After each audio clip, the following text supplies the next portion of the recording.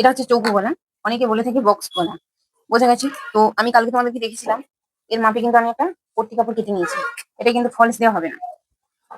দেখো একই মাপে কিন্তু আমি বাড়বে না আর কমবে না, পুরো সুন্দরভাবে কিন্তু আমি বসিয়ে নিয়ে আমি পট্টি কাপড়টা কেটে নিয়েছি।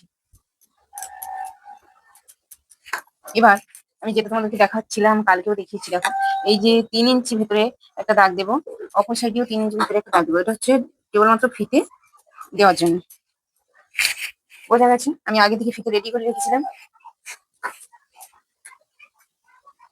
কিছুটা সেলাই করার পর এইভাবে দেখো, কিছুটা সেলাই করার পর কিন্তু আমি পট্টি কাপড়টাকে একটু তুলে ফিতেটা দিয়ে দেবো। পুরোটা কিন্তু এইভাবে সুন্দরভাবে কিন্তু সেলাই হয়ে যাবে পুরোটা।